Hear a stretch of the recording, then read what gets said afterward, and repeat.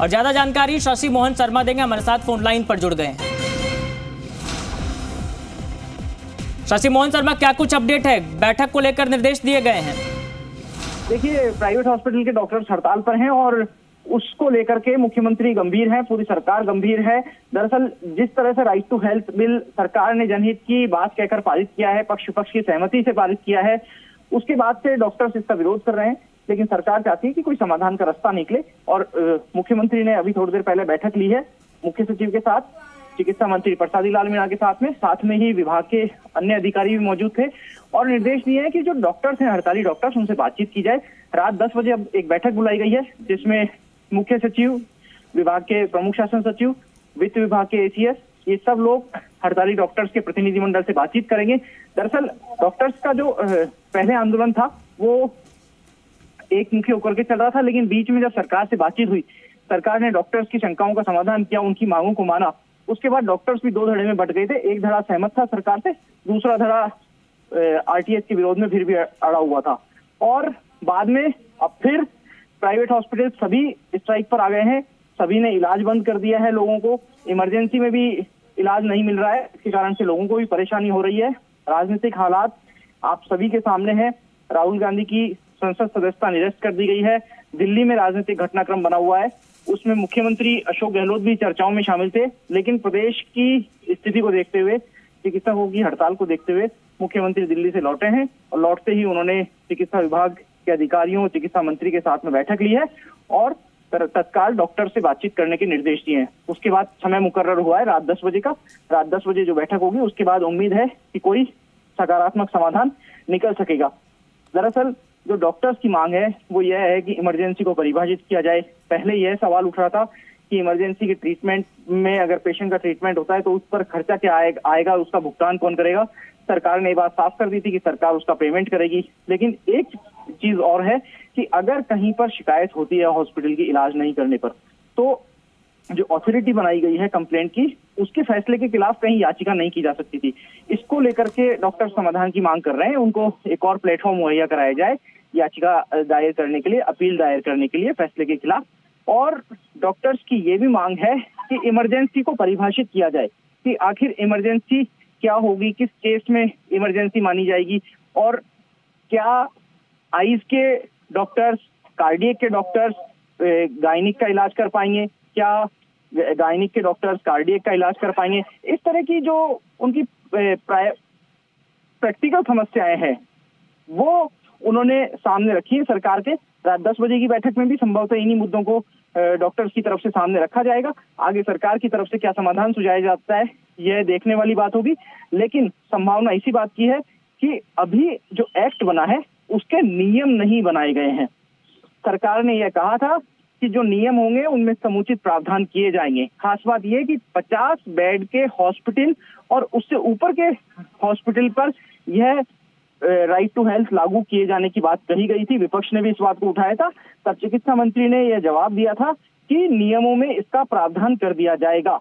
हालांकि अगर 50 बेड से नीचे के हॉस्पिटल कोई जुड़ना चाहते हैं राइट टू हेल्थ के दायरे में तो वो स्वैच्छिक होंगे, वो उनकी तरफ से इनिशिएट कोई लिया जाता है, उनकी तरफ से कोई कदम बढ़ाया जाता है तो उसी के दायरे में आएंगे। और ये बहुत महत्वपूर्ण घटनाक्रम है और प्रदेश के लोगों को स्वास्थ्य सुविधाएं सही तरीके से मिल सके, इसके लिए राइट टू हेल्थ भी जरूरी है, तो प्राइवेट हॉस्पिटल्स की स्ट्राइक खत्म होना भी जरूरी है। जी बिल्कुल शशि, जिस तरह से देखा जा रहा है राइट टू हेल्थ बिल को लागू तो कर दिया गया, अब ऐसे में जो है इस पर जो है अब घमासान देखने को मिल रहा है। सीएम जो है पूरी तरह से इसमें गंभीर नजर आ रहे हैं। सीएम का जिस तरह से उच्च स्तरीय बैठक की बात सामने आ रही है, इसके बाद जाहिर तौर पर यह देखने वाली बात है कि डॉक्टर्स जिस मांग पर अड़े थे कहीं ना कहीं उन पर जो है चुप्पी टूटती हुई नजर आ रही है। क्योंकि जिस तरह से कल कार को लेकर प्रदर्शन करने वाले थे, 200 कार की बात हो रही थी, उसके बाद ये भी सामने आया कि डॉक्टर सड़क पर ही जो है इलाज करेंगे, तो ये बहुत गंभीर मुद्दा होता जा रहा था।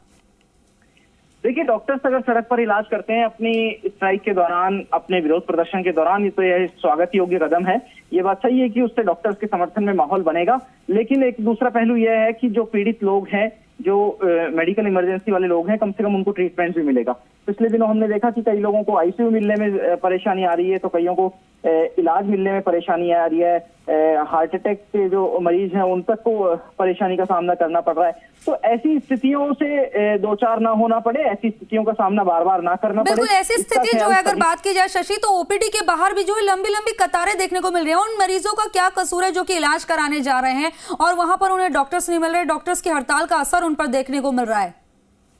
देखिए, ओपीडी के बाहर स्ट्राइक तो जो प्राइवेट हॉस्पिटल्स की स्ट्राइक है उसका असर है और उसी के चलते ये ओपीडी के बाहर लंबी कतारें आप देख सकते हैं। जब अगर प्राइवेट हॉस्पिटल्स में ट्रीटमेंट नहीं मिलेगा और पेशेंट को इलाज लेना ही होगा तो उसे सरकारी हॉस्पिटल में जाना होगा, और सरकारी हॉस्पिटल में जहां पर डॉक्टर्स की संख्या तय है, सीमित है, और अगर वहां पर वर्कलोड बढ़ेगा तो वहां कतारें लगनी है। लेकिन इसका समाधान यही है कि जो पेशेंट है उसको इलाज मिले, उसके नियरेस्ट जगह पर इलाज मिले, चाहे वो पीएचसी सीएचसी के जरिए मिले या किसी निजी अस्पताल डिस्पेंसरी के जरिए मिले।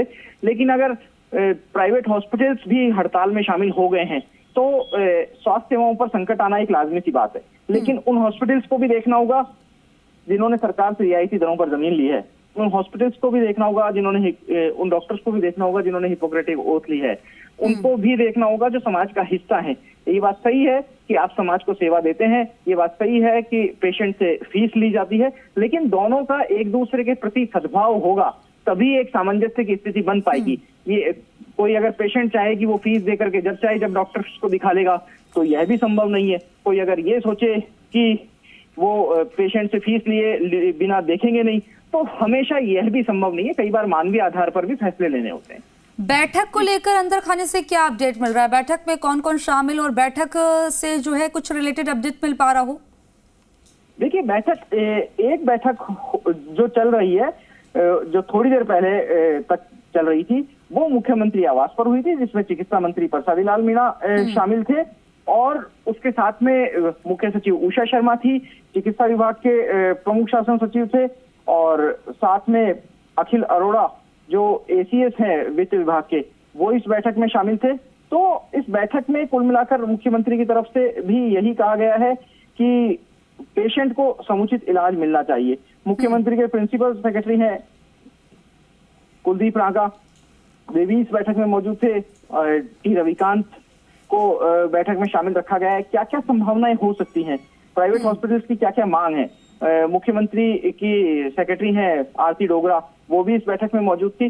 दरअसल पूरी बात आरटीएच, उसके दायरे के इर्द गिर्द, विरोध किन मुद्दों पर है उसके इर्द गिर्द, और क्या क्या समाधान हो सकता है, क्या क्या आश्वासन दिया जा सकता है। देखिए, हालांकि ऐसी बैठकें जब होती हैं तो पहली बैठक में समाधान निकल जाए ऐसा जरूरी नहीं होता, और ऐसा आमतौर पर नहीं भी होता है। इसलिए धीरे धीरे मुद्दों के ऊपर सहमति बनाई जाती है, बातचीत की टेबल पर आए हैं। आज की बैठक में अगर समाधान निकल जाता है तो बहुत बड़ी उपलब्धि होगी सरकार के लिए भी और प्राइवेट हॉस्पिटल से जुड़े जो डॉक्टर्स हैं उनकी एसोसिएशन के लिए भी। लेकिन उम्मीद की जानी चाहिए कि अगर आज रात को कोई समाधान नहीं निकला तो कल दोपहर तक तकरीबन 2-3 दौर की बैठक की बातचीत में कोई ना कोई। बिल्कुल, और आज जो रात में 10 बजे एक बैठक की बात हो रही है कि रात 10 बजे भी एक बैठक होगी, उस बैठक में कौन कौन शामिल होगा, क्या डॉक्टर्स में शामिल होंगे और समाधान निकलने की कितनी उम्मीद नजर आ रही है? देखिए, जैसा मैंने बताया कि ऐसे मुद्दों के ऊपर पहली बैठक में ही कोई ठोस समाधान निकल जाए ऐसा संभव आमतौर पर नहीं होता, लेकिन सकारात्मक सोच के साथ में अगर दोनों पक्ष टेबल पर बैठेंगे तो नतीजा भी आने की उम्मीद है। और अगर आज की बैठक में कोई ठोस नतीजा नहीं आया तो हो सकता है कि दोनों पक्ष थोड़ा थोड़ा आगे कदम बढ़ाएं और कल दोपहर तक कोई बड़ी सहमति बन जाएगी। तो उम्मीद है कल शाम से या सोमवार सुबह से प्रदेश में स्वास्थ्य सेवाएं सुचारू हो जाएंगी। लेकिन यह सोच के ऊपर निर्भर करता है, डॉक्टर्स कितनी पॉजिटिव सोच के साथ में आ रहे हैं और सरकार कितनी पॉजिटिव सोच के साथ में उनकी मांगों को, यानी कि बैठक का इंतजार करना पड़ेगा। बिल्कुल, आप नजर बनाए रखिएगा, आपसे अपडेट लेते रहेंगे। खबर पर जानकारी देने के लिए आपका बहुत बहुत शुक्रिया। वक्त हो गया एक ब्रेक का, जल्द हाजिर होंगे। आप देखते रहिए जी राजस्थान।